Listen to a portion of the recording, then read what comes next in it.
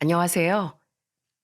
의리 없는 배우자의 쓸쓸한 최후를 지켜본 40대 여자입니다.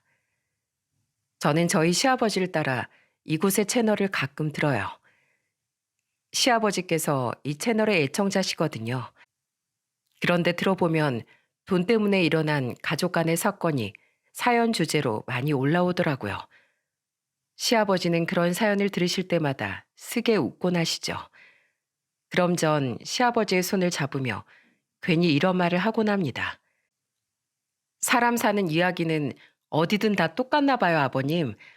우리 기분 전환도 할 겸 요 앞에 산책이나 하고 올까요? 눈치채셨죠? 1년 전 저희 집, 아니 저희 시댁에도 돈 때문에 유쾌하지 못한 일이 생겼답니다. 당시엔 저도 화가 단단히 나서 부끄럽지만 정말 이를 뿌듯 깔고 안갚음이라는 걸 했었죠. 그 말 많고 탈 많았던 당시의 일을 지금부터 이야기해 드릴게요. 저는 서울 인근의 지방시에서 태어나 여태 터를 잡고 살고 있습니다. 저희 부모님은 평범한 회사원과 주부셨고, 저희 오빠 또한 결혼한 후 남이 주는 월급을 받으며 소소하게 살아가고 있죠. 그리고 저는 제가 살고 있는 지방시청에서 근무하는 공무원이에요. 저는 지인 소개로 만난 남편과 2년의 연애 후 나이 30에 결혼을 했습니다. 냉동 설비 업체를 운영하던 남편은 저보다 4살이 많았는데 결혼 전 저에게 미리 가정사를 이야기해 주더군요. 사실 우리 어머니는 내 친어머니가 아니야. 날 낳아주신 친어머니는 내가 2살 때 병으로 돌아가셨대. 지금 어머니는 내가 5살 때 아버지와 재혼하신 분이야. 아, 그렇다고 내가 구박을 당하면서 자란 건 아니야. 어머니는 우리 집에 오신 뒤로 내 남동생을 둘 낳으셨는데 동생들하고 큰 차별을 안 하고 키워주셨어. 차별이면 차별이지 큰 차별은 뭐예요? 뭐랄까, 밥을 굶은 것도 공부를 안 시켜주신 것도 아닌데 애정만 못 받았다고 해야 할까? 마치 베이비시터나 가정부가 돈을 받고 돌봐주는 것처럼 딱 그렇게 날 키워주셨거든. 두 동생한테는 안 그러셨는데. 그래서 우리 아버지가 뒤에서 나 많이 챙겨주시고 그랬어. 우리 아버지 나한테 살면서 많이 미안해 하셨어. 아버지라도 나에게 애정을 많이 주고 싶으셨는데 자신이 사업 때문에 바빠서 날 많이 못 챙겨줬다고 말이야. 젊은 시절부터 금형기계 공장을 운영하셨다던 시아버지는 성실하고 가족밖에 모르는 분이었다고 하더군요. 어린 시절을 너무 가난하게 보냈기에 자식들에겐 좋은 환경을 물려주고 싶다며 자신의 인생은 돌볼 생각도 않고 오롯이 일에만 매진하셨다고 말입니다. 남편은 자신을 안쓰럽게 바라보는 저를 보며 멋쩍게 말했어요. 그래도 우리 어머니 나쁜 분은 아니야. 좀 동생들을 더 아끼시고 억척스러운 부분이 있으시긴 한데 그 긴 시간 동안 우리 아버지 옆을 지켜주신 분이니 감사하고 있어. 솔직히 남편이 좋게 포장했다 뿐이지 남편은 거의 하숙생처럼 살았던 거 아닙니까?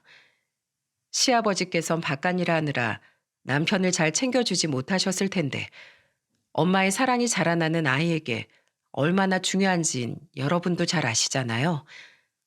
게다가 배다른 형제들이 엄마의 사랑을 받는 걸 눈앞에서 보며 자랐으니 말은 안 해도 남편의 마음속엔 상처가 무수했겠죠. 남편이 얼마나 바르고 따뜻한 사람인지 잘 알았던 저는 그런 남편을 평생 옆에서 안아주고 지켜주고 싶었습니다. 그래서 남편의 청혼 또한 흔쾌히 받아들일 수 있었죠. 결혼 인사를 드리러 시댁에 처음 간 날, 시모를 본 저는 남편의 억척스럽다는 말이 무슨 말인지 알 수 있었어요. 시모는 돈에 관한 일이라면 굉장히 인색한 사람이더군요. 우린 자식이라고 막 퍼주는 그런 부모 아니거든. 여태 먹여주고 키워줬으니 결혼 지원금은 없다. 너희가 본 돈으로 알아서 살림 꾸리고 살아. 뭐? 당신 그게 무슨 뜬금없는 소리야. 내가 자식들 고생 덜 시키려고 젊은 시절 다 바쳐서 이 공장을 일궈온 건데 자식 결혼할 때 돈 한 푼 안 해줄 거면 뭐하러 그런 수고를 했겠어? 자식에게 막 퍼주는 건 옳지 않지만 지나치게 인색해서도 안 돼. 부모가 능력이 있을 때 자식 살 길은 미리 터놔줘야지. 하지만 여보, 자식한테 쉽게 돈 내주면 나중에 자식한테 소박 맞는다고 누가 그럽디다. 글쎄, 내가 전 재산을 다 준다는 것도 아닌데 왜 이렇게 유난이냐고. 어째 엄마라는 사람이 자식을 그런 눈으로밖에 못 봐. 효성이 영은이 내가 집은 못 해줘도 1억은 지원해 줄 테니까 그 돈 보태서 집을 구하든 혼수를 장만하든 하거라. 효성이 네 엄마 말도 틀린 건 아니니 그 이외엔 너희들이 모은 돈으로 충당해서 잘 한번 새로 시작해봐. 시아버지의 말에 시모는 뾰로통한 표정을 짓더군요. 나중에 결혼해서 시모를 몇 번 더 겪어보니 시모는 시아버지의 말엔 꼼짝을 못하더라고요. 시모가 그렇게 좋아하는 돈을 벌어다 주는 사람이 바로 시아버지였기 때문에 말이죠. 그런데 시모의 인색함은 자신의 친자식인 두 시동생에겐 해당되지 않았습니다. 큰 시동생은 규모 있는 PC방을 운영했고 작은 시동생은 제법 이름 있는 비영리단체, 즉 자선단체 회사를 다니는 사람이었어요. 제가 아들을 낳은 결혼한 지 2년 됐던 해 큰 시동생은 결혼을 했고 이듬해엔 작은 시동생 또한 장가를 갔죠. 그런데 그때마다 시모가 시아버지께 은근슬쩍 했던 말이 어찌나 기가 찼는지 모릅니다. 여보, 요새 젊은 사람들 집을 못 사서 고생이라는데 애들한테 집 한 채 해줍시다. 내년에 결혼할 막내한테도요. 당신이 효성이 결혼할 때 그랬잖아요. 여태 힘들게 일했던 건 다 자식들 덜 고생시키려고 그랬던 거라고요. 황당하지 않습니까? 시모는 그냥 자기 친자식들에게 한 푼이라도 더 주고 싶었던 겁니다. 그것도 제가 듣는 앞에서 대놓고 저렇게 말하는 걸 보니 남편이 자라면서 시모에게 얼마나 차별을 받았을지 상상이 되어 마음이 아파왔어요. 물론 시아버지는 시동생들에게도 똑같이 1억만 지원해 줄 거라며 못을 박으셨죠. 두 분의 대화를 옆에서 가만히 듣고 있던 두 시동생 또한 실망한 기색을 감추지 않는 걸 보니 세 사람은 모두 한통 속인 것 같더군요. 평소에도 돈 이야기를 꺼낼 때가 아니면 시부에게 살가운 적 없던 두 시동생이 별로 마음에 들지 않았는데 그 모습을 보고 한층 더 정이 떨어졌어요. 이 한심한 꼴을 일 때문에 못 온 남편이 보지 못해 다행이라는 생각이 들었죠. 결혼한 동서들 중 큰 동서는 미용실을, 작은 동서는 동대문에서 옷가게를 하던 자영업자였습니다. 시동생들은 남편 빼고 둘이서만 친하게 지냈는데 동서들 또한 둘이서 쿵짝이 잘 맞는 모양이더군요. 작은 형님, 이번에 세금 얼마나 내셨어요? 나라에선 자영업자들한테 해주는 것도 없으면서 뭔 세금은 그렇게 많이 떼어간대요? 그러니까 동서, 웬만한 현금은 소득 신고하지 마. 난 현금가로 하면 무조건 5% 할인해줘. 대신 현금 영수증도 절대 안 된다고 하지. 그럼 손님은 싸게 머리해서 좋고 난 세금 안 떼서 좋고 얼마나 좋아? 저도 그렇게야 이미 다 하고 있죠. 작은 형님, 혹시 장부는 어떻게 관리하고 계세요? 여기서 더 절세할 방법 있나? 다음에 제 장부 좀 봐주실래요? 알았어. 다음 명절 때 만나서 서로 봐주자. 저기 공무원 형님, 혹시 꼰대처럼 이런 거 국세청에 꼰지르시고 그러시는 거 아니죠? 가족끼리 서로 얼굴 붉히는 일 만들지 말자고요. 왜 가만히 있던 사람한테 트집이야? 그리고 말 나온 김에 딴지 걸려는 게 아니라 세금 문제는 동서들 정말 조심해야 돼. 국민으로서 납세 의무는 잘 지켜야지. 헐, 납세 의무래. 형님, 남들도 다 이 정도는 하고 살아요. 누가 따분한 공무원 아니랄까 봐. 우습게도 시모와 두 동서는 똘똘 뭉쳐서 저를 왕따시키더군요. 게다가 제가 입 바른 소리를 하자 두 동서는 대놓고 저를 비웃었어요. 저와 남편은 둘 다 화가 나서 동서들에게 한마디 하려고 입을 열렸는데 그때 우리보다 먼저 화를 내준 사람이 바로 시아버지였답니다. 둘째, 막내 너희들. 지금 큰애한테 말버릇이 그게 뭐야? 아버님, 그게요. 저흰 그냥 형님이 자영업자 일을 너무 모르시는 것 같으니까 그런 거예요. 자영업자의 서름? 대놓고 탈세하는 게 자영업자의 서름을 달래주는 일이야? 내가 내 사업만 40년 가까이 한 사람이야. 그리고 너희들 시숙도 자기 사업 잘 꾸려나가고 있는 자영업자고. 그럼 우리처럼 정직하게 세금 따박따박 내고 사는 사람들은 뭐 사업이 뭔지도 모르는 바보들이냐? 부끄러운 줄 알아야지. 어디서 큰애한테 허튼 소리야? 한 번 더 큰애한테 함부로 굴면 그땐 진짜 나한테 너희들 혼날 줄 알아. 시댁 식구들 모두 시아버지 말엔 꼼짝 못했기에 다들 입만 대빨 내밀 뿐 아무 말도 못하더군요. 두 동서는 괜히 저를 째려봤는데 저는 그런 동서들에게 이렇게 한마디를 해줬네요. 노려보면 뭐, 동서들, 다른 건 몰라도 우리 범법행위는 하지 말고 살자. 내가 또 동서들 그런 얘기 듣게 되면 나도 공무원으로서 양심 때문에 그땐 가만두고 볼 수는 없을 거야. 그리고 그날 집으로 돌아가기 전 시아버지는 저를 따로 불러 미안한 표정으로 이렇게 말씀하셨습니다. 큰애야, 네 동서들이 저러는 거 신경 쓰지 말거라. 애들이 어찌나 유치한지 원. 이게 네가 다 똑똑하고 잘나서 그 애들이 질투하는 거다. 알지? 큰애 네 뒤엔 항상 내가 떡 버티고 서 있으니까 절대 기죽을 거 없어. 한결같이 저를 예뻐해 주시던 시아버지의 말씀이 얼마나 고마웠는지 모릅니다. 그런 시아버지가 계셨기에 다른 식구들이 전부 싫었음에도 불구하고 저는 계속 시댁과 왕래를 했었죠. 그런데 제가 결혼한 지 9년 뒤부터 경제 불황이 겹치며 시아버지의 사업이 점차 기울기 시작했어요. 게다가 엎침대 덮친 격으로 시아버지의 공장엔 큰 사고가 터지고 말았습니다. 공장에서 일하던 노동자 한 명의 팔이 그만 절단되는 참극이 일어난 거예요.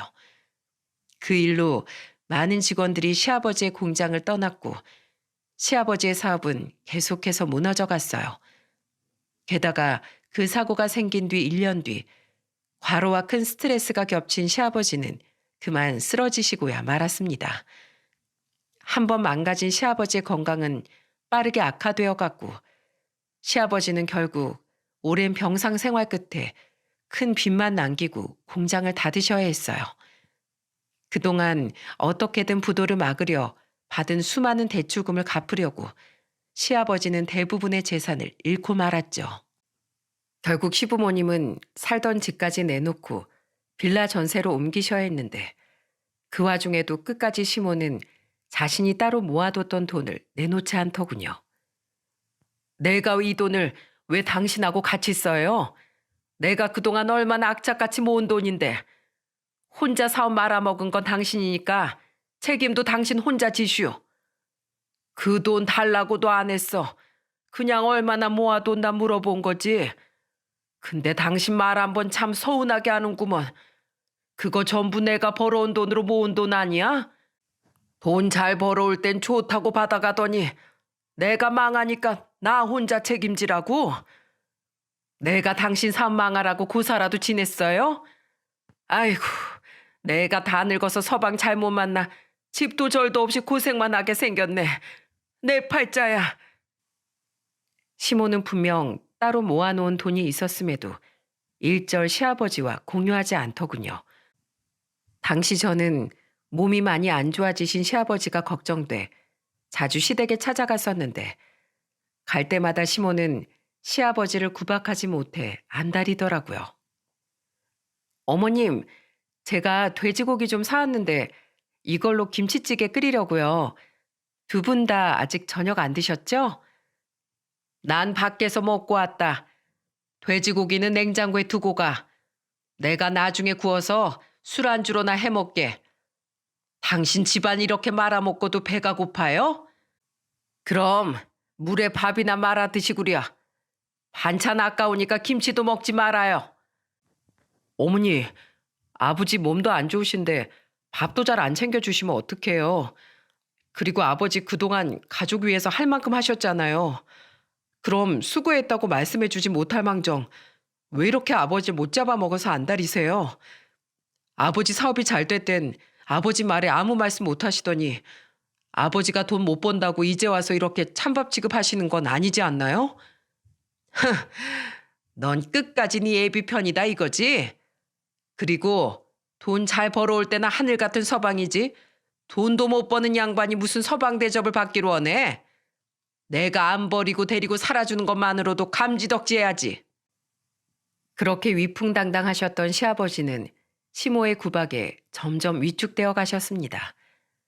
가뜩이나 몸도 쇠약해진 데다 공장을 닫은 일로 많이 우울하신 상태였는데 시모가 자신을 밥벌어지 취급하니 심리적으로 많이 작아지셨던 거겠죠. 게다가 두 시동생과 동서들 또한 시아버지께 재력이 없어지니 시모를 따라 시아버지를 무시하기 시작했어요. 안타까운 마음에 저와 남편이 시아버지를 열심히 챙겼음에도 우울과 스트레스로 인해 시아버지는 계속해서 말라가시기만 했습니다. 그렇게 시아버지께서 쓰러진 지 1년 뒤쯤 두 시동생 부부는 시모만 쏙 데리고 바다 여행을 떠난 적이 있었어요. 저와 남편은 집에서 혼자 밥을 물에 말아먹고 계실 시아버지가 걱정되어 한우를 사들고 시댁으로 향했습니다. 당시 10살이었던 저희 아들도 함께 말이죠. 아버님, 오늘 소고기 구워 먹고 오랜만에 술도 한잔하면서 우리끼리 재밌게 놀아요. 그리고 아버님, 어머님이 주는 맨밥에 물만 자꾸 말아 드시지 말고 이 돈으로 밖에서 맛있는 것도 좀 사 드세요. 너무 마르셔서 이러다가 또 쓰러지실까 봐 저 너무 걱정돼요. 저는 시아버지께 100만 원이 든 봉투를 건넸습니다. 그러자 시아버지는 눈물을 뚝뚝 흘리며 제게 고맙다고 말씀하셨죠. 고맙다 큰애야. 날 생각해 주는 건 너랑 효성이밖에 없구나. 난 요즘 내 자신이 너무 초라해서 살기가 싫다. 아내도 잘못 없고 자식 농사도 잘못 지은 것 같아. 게다가 평생 일궈 온 공장까지 다 망해버렸으니 내가 그동안 뭘 위해 이렇게 아등바등 살았나 싶었는데 너랑 효성이를 보며 내가 유일한 위안을 얻는단다. 아버님, 예전에 저한테 그러셨죠? 제 뒤엔 항상 아버님이 있으니까 절대 움츠러들지 말라고요. 그 말 제가 그대로 돌려드릴게요. 아버님 뒤엔 항상 저랑 제 남편이 있으니까 어머님이 아무리 뭐라고 하셔도 절대 기죽지 마세요. 아버님이 요즘 너무 작아지시는 것 같아서 저 너무 속상해요. 우리 아버님이 원래 얼마나 당당하고 멋진 분이셨는데요. 돈 그까짓 거 있다가도 없고 없다가도 있는 건데 그게 뭐라고 아버님이 이렇게 움츠러드세요. 절대 그러실 필요 없어요. 아셨죠? 제 말에 시아버지께선 생각이 많아지시는 듯 했습니다. 그런데 그때 갑자기 예상치 못한 소리가 들려왔어요. 뭐야, 너희들 와 있었니? 그건 바로 그날 아침 여행을 떠났던 시모와 두 시동생 부부가 시댁에 들어오는 소리였어요. 시동생들의 자식인 두 조카도 함께 말이죠. 아, 네. 근데 왜 다들 벌써 돌아오셨어요? 여행은요? 둘째 차에 문제가 생겨서 카센터에 맡기고 하는 수 없이 그냥 돌아왔다. 에휴, 기분 잡쳐서 원. 근데 이건 다 뭐야? 한우 아니야? 그런데 시모는 집에 들어오자마자 거실 테이블 위에 놓인 한우 세트와 시아버지의 손에 들린 돈 봉투를 발견하곤 인상을 팍 찌푸리더라고요. 시모는 돈 봉투를 확 낚아채더니 돈을 세어보기 시작하더군요. 그리곤 이내 얼굴이 불그락 푸르락해지더니 저를 노려보며 소리를 치기 시작했습니다. 너희들 지금 나 없을 때 몰래 와서 이 양반만 쏙 챙겨주고 가려고 한 거냐? 효성이 너 40년 동안 먹여주고 키워줬더니 그래봤자 나는 개모다 이거야? 집안 쫄딱 말아먹은 건 저 인간인데 너희 아버지 때문에 고생하는 나한테는 왜 아무것도 안 줘? 뭘 잘했다고 저 인간한테 100만 원이나 주냐고. 이건 압수야. 어머님, 어머님은 저희가 명절에 드린 50만 원 전부 가지고 가셨잖아요. 아버님 마르신 것 좀 보세요. 그건 제가 아버님 마르신 게 너무 보기 안쓰러워서 따로 챙겨드린 돈이니까 그냥 아버님께 다시 돌려주세요. 네? 뭐야? 오호, 난 네 남편 친엄마도 아니다 이거지? 그래서 너 날 이렇게 무시하는 거냐? 고생은 내가 하고 있어. 내 남편 내가 굶겨주기든 뭐라든 네가 뭔 상관이야? 어머님, 진짜 해도 해도 너무하시네요. 저 솔직히 말씀드릴게요. 어머님 여태 일도 안 하고 편히 사신 거, 그만큼 따로 돈 모으실 수 있었던 거 전부 아버님 덕분 아닌가요? 그런데 고작 200만 원이 아버님 손에 들어가는 게 그렇게 아까우세요? 평일 주말 할 것 없이 가족을 위해서 일만 하며 사셨던 분인데 어떻게 이런 분을 그렇게 무시하고 괄시할 수 있어요? 어머님 말씀대로 어머님 남편이신데 아내이신 어머님이 누구보다 아버님을 감싸 주셔야 되는 거 아니에요? 근데 이게 어디서 말대답이야? 오냐 오냐 해줬더니 건방지게. 아! 저는 너무 화가 난 나머지 시모에게 바락바락 대들고 말았습니다. 그런데 시모는 그런 제 모습이 분해서 견딜 수가 없던 모양이더군요. 시모는 결국 자기 화를 참지 못하고 제 뺨을 세차게 내려쳐 버렸죠.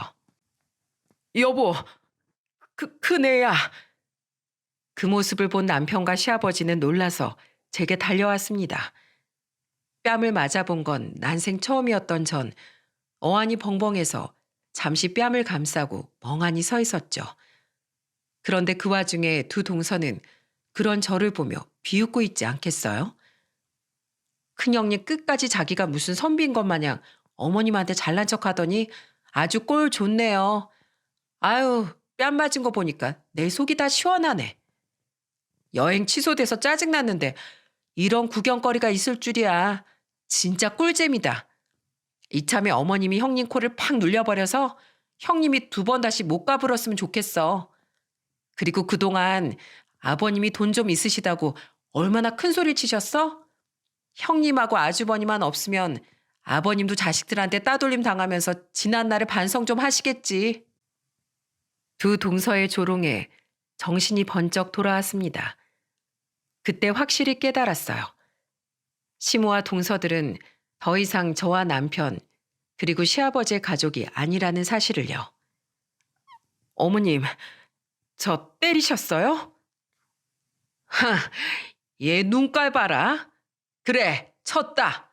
그럼 네가 뭐 어쩔 건데? 어머니, 지금 저희 안사람한테 뭐 하는 짓이에요? 당장 사과하세요. 내가 사과를 왜 해? 사과는 건방진 저것이 나한테 해야지. 너 끝까지 네 애미는 모른 척하고 네 아내만 챙기겠다 이거야? 아이고 동네 사람들. 이래서 남의 자식은 거두는 게 아니라고 했는데 이 키워주는 애도 모르는 금수 좀 보소. 내가 호라비 니아비 인생까지 구제해 줬건만 아주 나한테 감사할 줄이라곤 개미 코딱지만큼도 모르는구나. 당신 그만 안 해. 내가 당신하고 살아온 세월이 있어서 어떻게든 당신하고 꾹 참고 살아보려고 했는데 더는 못 참겠어.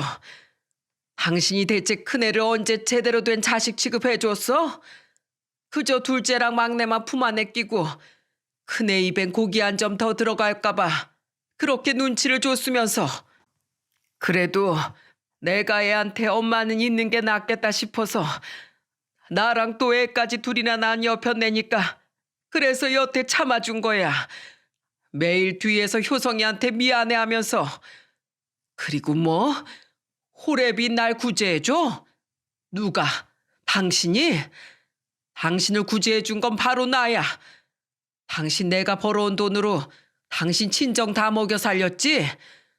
내 돈으로 당신 아버지 암투병 비용 다 대고 당신 동생 둘이나 결혼시키고. 근데 그렇게 내 도움은 실컷 받아놓고 내가 이제 돈이 없어지니까 날 이렇게 괄시해? 거기다가 유일하게 나를 위해준 우리 큰며느리 뺨까지 때려? 나한테 고작 소고기 좀 사다 주고 100만 원 쥐어줬다고? 그게 뭐, 그래서 당신이 어쩔 건데? 어쩌긴 뭘 어째. 당신이랑은 당장 이혼이야. 한편 시아버지는 저에게 손찌검까지 한 시모에게 오만정이 다 떨어지신 것 같더군요. 시아버지는 그동안의 서름과 속상함이 터져나왔는지 눈물을 뚝뚝 흘리며 시모를 노려보셨죠. 이혼이라는 말에 시모는 더더욱 길길이 날뛰기 시작했습니다. 누구 마음대로 이혼이에요? 당신 노망 났수? 지금 이혼해서 내 돈 재산 분할 받겠다는 심산이에요, 지금? 왜 여태 날 무시하면서도 이혼을 안 하나 했더니 또 그깟 돈 때문이었어? 그래, 당신이 그렇게 애지중지하는 돈 내가 어디 한번 뺏어볼게. 내가 참아줄 때 적당히 그만했어야지. 당신은 당신의 그 못된 심보 때문에 결국 나한테 그 돈도 빼앗기게 될 거야. 시아버지는 부들거리며 시모에게 소리치셨습니다. 시아버지가 소송을 걸어 시모의 재산을 분할받겠다는 말을 하자 황당하게도 입에 거품을 물고 난리치기 시작한 건 바로 동서들이었어요. 아버님, 이건 순서가 아니죠. 그 돈 나중에 우리가 물려받으려고 얼마나 어머님한테 아양을 떨었는데 그걸 빼앗아 가세요. 동서 말이 맞아요, 아버님. 언제 돌아가실지도 모르는 분이 그렇게 돈 욕심 부리면 밖에서 추하단 말 들어요. 그 돈은 우리 돈이에요. 넘보지 마시라고요. 진짜 예전이나 지금이나 아버님은 사사건건 왜 그렇게 짜증나는지만 골라서 하세요? 근데 이것들이 미쳤나. 동서들, 지금 선 제대로 넘었어. 내가 뺨 맞은 걸로 비웃은 건 그냥 넘어가려고 했는데 감히 아버님한테 그딴 소리 짓거려?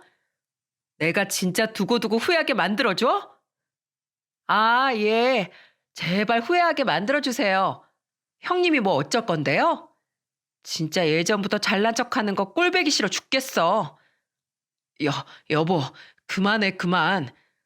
아, 내가 뭘. 시동생들은 동서들을 말리려고 애쓰더군요.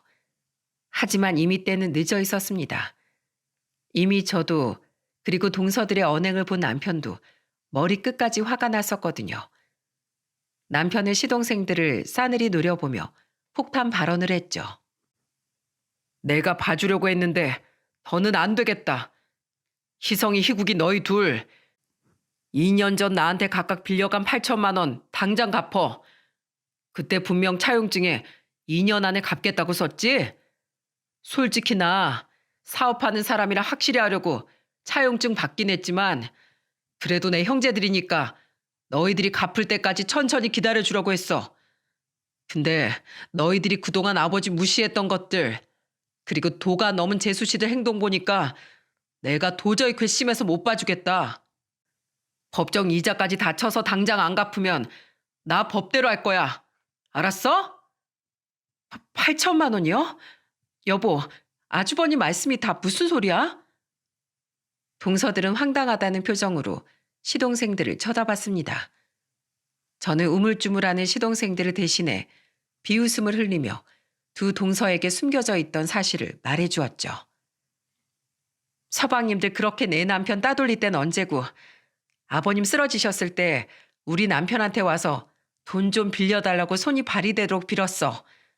동서들 몰래 둘이 같은 데 투자했다가 돈을 깡그리 다 날려버렸다고. 게다가 그거 만회하겠다고 사설 도박에 손댔다가 더 큰 빚까지 져서 제발 도와달라고 우리 남편한테 싹싹 빌더라. 그래서 내 남편이 2년 안에 반드시 갚겠다는 차용증 받고 공증까지 받은 후에 두 사람한테 돈 빌려줬어. 내 남편 말 들었지? 원래는 그냥 기다려주려고 했다고. 그거 동서들이 다 망친 거야. 지금 서방님들 동서들 몰래 돈도 다 날린 상태일 텐데 어디 사이좋게 한번 갚아봐. 사설 도박? 여보. 그러니까 제발 그만 좀 하라고 내가 말했잖아. 어머니, 이게 다 어머니 때문이에요. 형수님이 아버지한테 한우랑 용돈 좀 드린 게 뭐 그리 대수라고 형수님 뺨까지 쳐서 결국 이 사다를 만들어요. 뭐야? 아니 그 큰 빚은 너희들이 져놓고 왜 나한테 난리야? 아주 이놈이고 저놈이고 다 이 애미 알기를 아주 물러하는구나. 아, 몰라요. 형 말이 뭐가 틀려요? 다 맞는 말인데 어떻게 하실 거예요? 아, 이게 다 어머니 때문이니까 어머니가 그 돈 다 갚아주시면 되겠네요. 우린 지금 먹고 죽을래도 그 돈 없단 말이에요. 아니 그 돈을 왜 나한테 달래? 이제 너희들 아버지한테 뜯어낼 생활비도 없는 마당에 그 돈은 내 전 재산이야. 못 줘. 그리고 그렇게 큰 액수도 안 돼 어차피. 아주 개판이었습니다.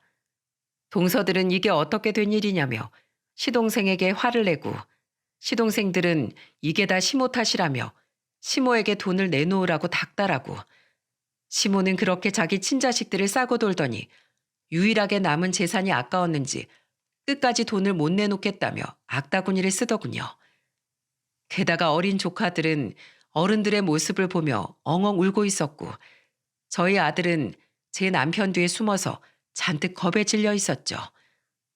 그 모습을 보니 솔직히 제가 이 가족의 구성원이라는 사실이 너무 창피해졌습니다. 남편 또한 같은 생각이었는지 시뻘개진 얼굴로 그 모습을 보며 헛웃음을 짓더군요. 가정을 이 모양으로 꾸려놓고 내가 잘난 가장이랍시고 으스대며 살았다니 내 자신이 너무 한심하구나. 시아버지는 가슴을 치며 흐느끼셨습니다. 저는 그런 시아버지가 안타까워 시아버지의 손을 가만히 잡아드렸죠. 결국 끝나지 않을 것 같은 그 난리통을 뒤로하고 저희 가족은 시아버지를 모시고 조용히 시댁을 빠져나왔어요. 그때 시동생 둘은 서로 책임을 미루며 멱살잡이까지 하고 있어 다들 그 둘을 말리느라 바빠 우리가 몰래 집을 나가는 것조차 모르고 있더라고요. 그렇게 그날의 소동은 일단락 된 줄 알았는데 그날 저녁 두 시동생은 저희 집까지 찾아와 또다시 난동을 부리더군요. 큰형, 진짜 우리한테 소송까지 걸 거야? 이러지 말자 진짜. 조금만 기다리면 우리가 어련히 알아서 갚을 텐데 좀. 그래 형, 가족끼리 정없이 1억이야? 아버지, 형 좀 말려보세요. 가족끼리 소송까지 들먹이는 건 진짜 너무하잖아요. 돈을 갚겠다고 했으면 갚아야지. 못 갚은 건 너희들이면서 왜 엄한 너희들 형한테 너무하다고 난리야. 그러면 아버지, 어머니랑 진짜 이혼하실 거죠? 그럼 분할받게 될 어머니 돈 그걸로 저희 빚 좀 조금이라도 갚아주세요. 그냥 저희한테 유산 좀 미리 물려준다고 생각하면 되잖아요. 막내 말이 맞네요. 아니면 아버지 혹시 생명보험 같은 건 없으세요? 지금이라도 미리 제 앞으로 들어주시면. 이 자식이 너 미쳤어? 결국 큰 시동생은 돈 이야기에 눈이 뒤집혀 마지노선을 넘어버리고 말았습니다. 생명보험이라니 그 말은즉 보험을 들고 시아버지께서 빨리 돌아가시는 말과 뭐가 다르단 말입니까? 눈이 돌아버린 남편은 큰 시동생에게 주먹을 날렸어요. 큰 시동생은 그대로 멀찍이 나가 떨어졌죠. 남편은 두 시동생을 윽박지르며 쫓아내버렸고 저는 큰 충격을 받고 자리에 주저앉아 버린 시아버지를 감싸 안고 달래드렸어요. 저런 금수 같은 놈들이 있나. 울지 마세요 아버님. 제가 복수해드릴게요. 아버님한텐 저랑 제 남편이 있잖아요. 이렇게까진 차마 하지 않으려고 했는데 두 시동생의 모습을 보니 저도 더 이상은 참을 수가 없겠더라고요. 폐륜을 한 4명의 연놈에게 어떻게든 안갚음을 해주고 싶었죠. 저는 월요일이 되자마자 두 동서를 탈세로 신고했습니다. 사실 저 지난 명절에 우연히 두 동서의 이중장부를 발견하곤 몇 장 사진을 찍어뒀었거든요. 왜 일전에 서로 장부를 봐주자던 두 동서의 말을 기억하시나요? 저는 몰랐는데 그 뒤로 두 동서는 저 몰래 명절 때마다 서로 만나서 장부를 서로 봐줬던 모양이더라고요. 그런데 하필 지난 명절에 두 동서가 잠시 자리를 비운 사이 방구석에 놓여있던 그 장부들을 제가 보고 몰래 사진을 찍어뒀던 거죠. 솔직히 음흉한 짓이라고 생각하실 수도 있지만 그래도 저는 나라 녹을 먹는 공무원 아닙니까? 이대로 범법행위를 하는 걸 가만두고 보기엔 공무원이라는 직업의식이 제 마음을 불편하게 해서 우선 사진을 찍어두긴 했는데 또 신고를 하자니 가족 일이라는 게 마음에 걸려 잠시 신고를 보류하고 고민을 하고 있었거든요. 하지만 이번 사건으로 느꼈다시피 동서들은 이제 제 가족이 아니었으니 제가 더 이상 봐줄 필요도 없었죠. 그리고 전 제가 일하던 시청의 관련 부서에 큰 시동생의 PC방을 식품위생법 위반으로 신고했습니다. 큰 시동생의 PC방은 마스크 시국 때 큰 위기를 맞았었는데 그때 큰 시동생은 PC방에서 팔던 음식들을 배달 어플에 등록해 판매하려다 실패했다며 가족들이 다 있는 자리에서 투덜거렸었어요. 어플에 음식점으로 등록하려면 휴게 음식점으로 등록이 돼 있어야 한다는데 귀찮게 그걸 어느 세월에 해요? 그땐 제가 식품위생 담당 부서가 아니라 미처 생각지 못했는데 다시 곰곰이 생각해보니 휴게 음식점으로 등록이 되지 않은 상태의 PC방에서 음식을 조리해 판다는 건 불법이더라고요. 엄연한 식품위생법 위반이었죠. 게다가 담당 부서의 동료는 제게 더 놀라운 이야기를 해주더군요. 영은 씨가 우리한테 신고했던 그 PC방 있잖아. 어제 우리가 단속 나간 뒤에 경찰한테 청소년 출입시간 위반으로도 걸렸다더라. 알고 보니까 거기가 그 동네 가출 불량 청소년들의 만남의 장이었다네 글쎄. 거기 사장은 알고서도 돈이 되니까 다 묵인해 준 거지. 벌써 세 번째 적발된 거라 아마 영업정지 길게 될 것 같더라. 참 가지가지 한다는 생각이 들었습니다. 마지막으로 전 막내 시동생이 다니던 자선단체 회사에 시동생이 사설 도박을 했던 사실을 익명으로 민원을 넣었어요. 누구보다 청렴해야 할 자선단체 회사의 직원이 빚까지 져서 사설 도박을 하고 있습니다. 또한 그 도박으로 진 빚을 갚으려고 자신의 아버지에게 생명보험까지 들게 하려는 이런 파렴치한 사람이 자선단체 회사 일원이라는 사실이 개탄스럽습니다. 과연 이런 사람이 일하고 있는 자선단체에 그 누가 믿음을 가지고 기부를 하겠습니까? 하는 문구를 시작으로 말이죠. 결국 국세청에서 조사를 받은 두 동서는 이중 장부가 발각되어 엄청난 과징금을 물게 되었습니다. 그리고 큰 시동생은 미신고 식품 적개업 영업을 한다는 식품위생법 위반으로 1,000만 원 단위의 벌금을 물게 되었고 별개로 청소년 출입시간 위반이 세 번째로 적발되어 영업정지 3개월의 행정처분을 받아야 했죠. 마지막으로 작은 시동생은 제가 넣은 민원으로 회사에서 내부 감사를 받았던 모양입니다. 그리고 그때 한심하게도 소액의 회사 돈을 횡령했다는 사실이 밝혀져 전부 배상을 한 후 해고가 되고 말았어요. 회사 측에선 시동생을 고소할 수도 있었지만 금액이 소액이고 회사의 이미지를 생각해서 일을 크게 만들고 싶어 하진 않았던 모양이더라고요. 저는 이 이야기들을 저희 부부에게 싹싹 빌러온 시동생들과 동서들에게 직접 듣게 되었습니다. 순식간에 코너에 몰린 네 사람은 저희 집으로 찾아와 손이 발이 되도록 애원하기 시작했죠. 형, 제발 형이라도 우리 좀 봐주면 안 될까? 우리 지금 파산 직전이야. 아주버님, 어차피 저희 지금 가진 돈이 없어서 저희한테 소송 걸어도 그 돈 못 받으실 거예요. 그러니까 괜히 번거롭게 소송 걸지 마시고 한 발 물러나서 조금만 저희 좀 기다려주세요. 네? 싫어. 너희들 그리고 재수 씨들 돈 좋아하지? 그렇게 좋아하던 돈으로 어디 벌 좀 호되게 받아봐.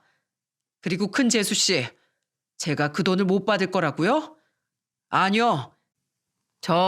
제 돈 안 갚으면 희성이랑 희국이 집 경매에 넘겨버릴 거예요. 살던 집에서 맨몸으로 쫓겨나고 싶지 않으면 어떻게 해서든 제 돈 갚는 게 좋을 겁니다. 아, 정 아쉬우시면 우리 아버지한테라도 부탁 한번 해보시던가요. 아버지 말을 제가 거역할 순 없잖아요. 아버님, 제발 아주버니 마음 좀 돌려주세요. 네? 저희 이러다 다 길바닥에 나앉게 생겼어요. 둘째, 네가 언제부터 날 시애비라고 생각했니? 나한테 이러지 말고 네가 그렇게 좋아하던 너희들 시애미한테 가서 싹싹 빌어봐라. 그들은 이혼 소송을 하며 저희 집에서 머물고 계시던 시아버지에게까지 애원했지만 돌아온 건 시아버지의 냉담한 반응뿐이었습니다. 그러자 그렇게 저를 무시하던 동서들은 저에게까지 펑펑 울며 사정을 하더군요. 형님, 제가 그동안 너무 형님께 버릇없이 굴었죠? 죄송해요. 제가 대학도 안 나오고 장사만 하느라 머리에 든 게 없어서 그랬어요. 제가 옷 좀 몇 벌 가져다 드릴까요? 아니다. 그냥 제가 분기마다 저희 옷가게 옷 형님 다 가져다 드릴게요. 큰형님, 언제 저희 미용실 한번 오시면 제가 공짜로 머리 아주 예쁘게 해드릴게요. 그러니까 큰형님, 제발 아버님 좀 설득해 주시면 안 돼요? 미안, 난 공무원이라 김영란법 위반하면 안 되거든. 그리고 동서들이 그렇게 무시했던 아버님을 이제 와서 찾는 거 너무 뻔뻔하지 않아? 언젠 아버님이 사사건건 짜증나게 군다며? 아버님은 지난날을 반성해야 한다며? 그런 말에 짓거리고도 아량을 바라는 건 너무 큰 욕심이겠지? 형님, 난 내가 너무했다고 생각 안 해. 내 남편도 아버님도 돈이라는 악마에 홀려서 주워 담지 못할 악담을 내뱉고 다닌 건 바로 동서들과 서방님들이야. 물론 어머님도 빼놓을 수 없겠지. 그러니까 이제 함부로 뱉은 말에 대한 책임을 질 때야. 이번 일로 사람은 입을 조심해야 한다는 사실을 좀 깨달았으면 좋겠네. 결국 애원에 실패한 두 시동생 부부는 각자 집을 담보로 대출을 받아 우리에게 돈을 갚아야 했습니다. 게다가 시아버지 또한 시모가 그토록 내놓기 싫어했던 시모의 재산을 분할받을 수 있었어요.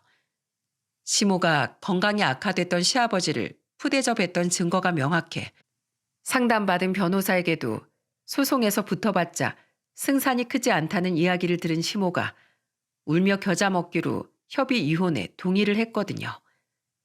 그렇게 시아버지는 시원섭섭한 마음으로 황혼 이혼을 하게 되셨죠.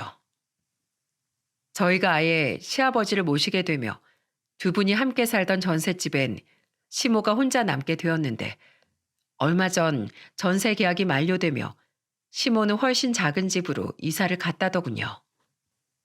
한 달 전 시아버지는 시모의 전화를 한 통 받았는데 그때 옆에 있던 전 엉엉 울던 시모의 목소리를 선명하게 들을 수 있었습니다.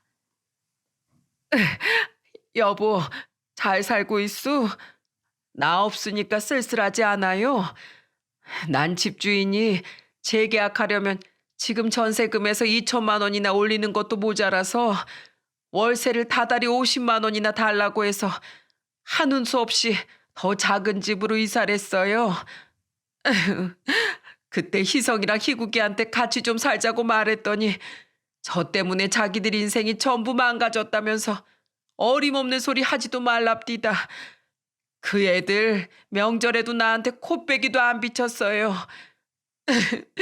여보, 자식 키워봤자 다 소용없습디다. 곁에 남는 건 남편뿐이라는 걸 내가 너무 늦게 깨달았어요. 당신 나한테 참 잘해줬었는데 우리 효성이는 잘 지내요? 효성이가 그래도 참 효자였는데 혹시 내 걱정을 하진 않아요? 여보, 나도 거기 들어가서 같이 살면 안 될까요? 당신 참으로 뻔뻔하오. 날 그렇게 박대했으면서 이제 와서 곁에 남는 건 남편뿐이라고? 지금 깨달아봤자 이미 늦었소. 난 더 이상 당신 남편이 아니니까. 그리고 양심이 있으면 당신 입에서 효성이란 이름은 꺼낼 생각도 하지 마. 내가 당신이란 여자를 집에 잘못 들여서 우리 효성이 가슴에 큰 상처를 줬어. 나도 참 미련한 아비였지. 그래서 이제라도 우리 효성이한테만 더 잘해주면서 살 거야. 당신이란 여자는 내 인생의 최악의 오점이었어. 우린 남남이니까 더 이상 나한테 연락하지 마.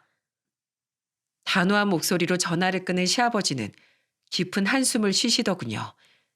정이 워낙 많으신 분이라 긴 세월 동안 부부로 살았던 시모를 끊어내는 일이 생각보다 힘드셨던 거겠죠. 자신을 안타깝게 바라보던 저를 보며 시아버지는 이렇게 말씀하셨습니다. 난 괜찮다. 그저 결혼하지 않고 효성이만 보고 살았더라면, 그랬다면 네 시어미에게 배신당할 일도, 다른 두 자식들에게 돈보다 못한 애비 취급을 받았을 일도 없었겠지. 무엇보다 착한 효성이 마음에 오랜 시간 상처를 줄 일도 없었을 게야. 내가 죄인이다. 그리고 효성이의 곁에 너 같은 며느리가 있어줘서 내가 얼마나 고마운지 몰라. 게다가 이런 날 이 집에 먼저 받아준다고 말해줘서 정말 고맙구나. 아니에요, 아버님. 그리고 제 남편, 아버님이 자기를 얼마나 사랑하셨는지 잘 알고 있어요. 아버님도 아버님 나름대로 제 남편을 위해주려고 많이 노력하며 사셨잖아요. 아버님, 그동안 고생 많으셨어요. 이젠 손주 재롱 보시면서 저희랑 오래오래 편안하게 사세요. 다른 친척을 통해 듣기를 두 시동생은 빚을 갚겠다며 또다시 사설 도박에 손을 댔다고 하더군요. 결국 큰 시동생은 빚을 갚기 위해 PC방을 팔고 배달 아르바이트를 뛰고 있고, 무직이던 작은 시동생은 작은 동서에게 이혼을 당했다고 합니다. 조카는 작은 동서가 데려갔고요. 갈 곳 없이 빚만 잔뜩이던 작은 시동생은 그렇게 원망했던 시모의 집에 들어가 살게 되었다고 하네요. 사람 일이라는 게 참 언제 어떻게 될지 모르는 일 같습니다. 그렇죠? 우리는 지금 시모와 두 시동생과 인연을 끊고 시아버지와 행복한 삶을 살고 있습니다. 그렇게 가스라이팅을 하던 시모가 없어지자 시아버지는 전처럼 밝은 모습을 많이 되찾으셨어요. 무엇보다 난 우리 손주가 커가는 모습을 옆에서 지켜보며 살 수 있어서 참 좋구나. 우리 승진이는 효성이 어릴 적이랑 참 많이 닮았어. 우리 효성이 어릴 적엔 내가 사업한다고 바빠서 옆에 있어주지 못했는데, 이렇게 승진이가 자라는 모습을 보니 과거에 내가 챙겨주지 못했던 효성이에 대한 미안함이 더욱 커지는구나. 시아버지는 어린 시절 남편에게 주지 못했던 사랑을 지금이라도 많이 주고 싶으셨는지 요즘엔 가끔 저를 대신해 손수 저녁상을 차리시곤 합니다. 효자이긴 했지만 시아버지와 그런 살가운 관계를 가져본 적 없었던 남편도 처음엔 그런 시아버지를 어색해했는데, 요즘엔 음식에 대해 둘이 토론도 나누며 많이 가까워진 모습을 보여주곤 해요.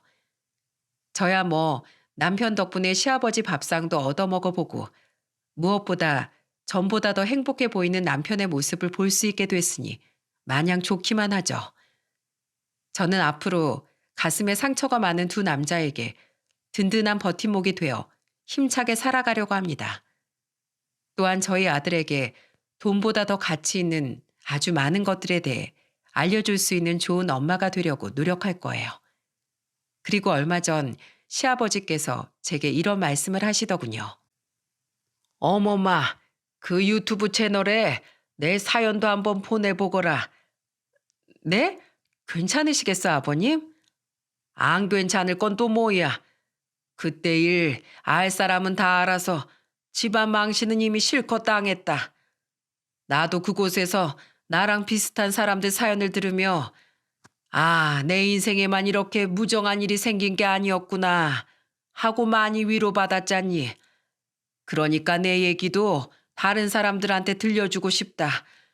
이런 일을 겪은 나도 잘 살고 있다. 그러니까 다 같이 힘내서 살아가자 하고 말이야.